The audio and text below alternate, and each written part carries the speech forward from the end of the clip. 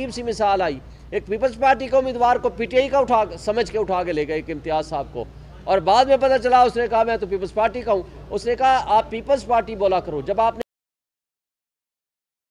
مل سکتا founder chairman of P T I ایک محب وطن پاکستانی کی حیثیت سے، کہ جس کا مرنا جینا اس ملک میں ہے، جس نے اس ملک کے لوگوں کو حقیقی آزادی دلانے کے لیے جد و جہد کی ہے، لوگوں کو شعور دیا ہے، اس کے ایک محب وطن پاکستانی کی حیثیت سے جو پیغام دیا ہے تمام سٹیک ہولڈرز کو، وہ یہ ہے کہ آپ پاکستان کی جڑیں کھوکھلی کر رہے ہیں، آپ پاکستان کی ریاست کو کمزور کر رہے ہیں، پاکستان کے 25 کروڑ عوام کو معاشی تباہی اور اس کی دلدل میں دھکیلنے کی سازش کر رہے ہیں۔ جو کچھ یہ 2 دنوں میں ہوا ہے، یہ شاید پاکستان کی تاریخ کا پہلا اور انوکھا واقعہ ہے، اور اتنا ارریپیبل لاس ہوگا جو شاید وہ آپ ناقابل تلافی نقصان ہوگا، جس کو آپ کمپنسیٹ نہیں کر سکو گے۔ پاکستان کا کوئی دشمن بھی پاکستان کو نقصان پہنچانا چاہتا تو اتنا بڑا نقصان نہیں کر سکتا تھا جتنا نقصان ان اداروں نے، ان شخصیات نے، ان لوگوں نے ملک کے ساتھ کیا ہے، جس سے بددلی، افراتفری اور انتشار پھیل رہا ہے۔ اور جب پاکستان کی عوام کھڑی ہو جائے گی، آپ نے اس لیے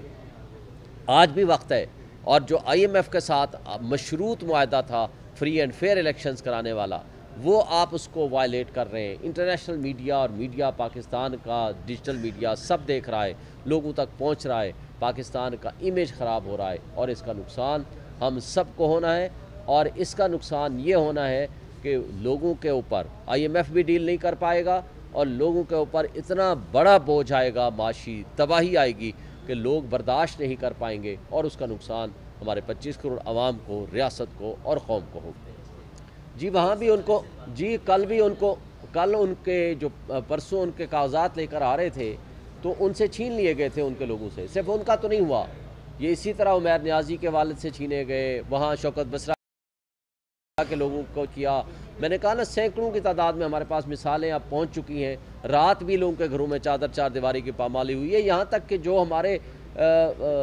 جو ہیں ہمارے کینڈیڈیٹس، ان کے جو پروپوزر اینڈ سیکنڈر ہیں، ان کو اٹھایا جا رہا ہے، کبھی ایف آئی آر کاٹ کے یا ان کے خلاف پرچہ دے دیا ڈکیتی کا یا کسی اور چیز کا۔ اسی طرح کا تسلسل جاری ہے۔ ہر بار ریٹرننگ آفیسر استعمال کر رہے ہیں، پولیس استعمال کر رہی ہے، خفیہ ہاتھ استعمال کر رہے ہیں، کسی نہ کسی طریقے سے پی ٹی آئی کا کاغذ اس کو تشدد کے ذریعے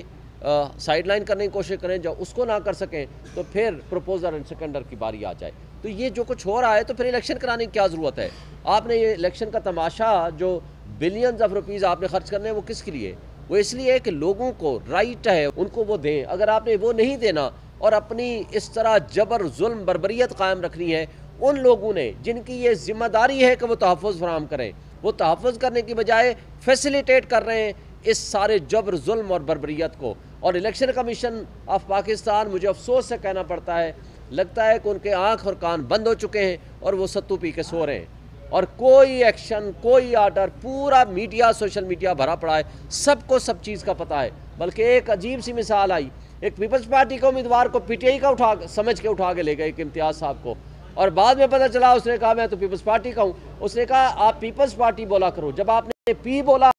یہ سلسلہ ہے ہماری پولیس کا، یہ حال ہے ہمارے الیکشن کمیشن آف پاکستان کا، لیکن سب سے زیادہ قابل افسوس ہے ہماری عدلیہ۔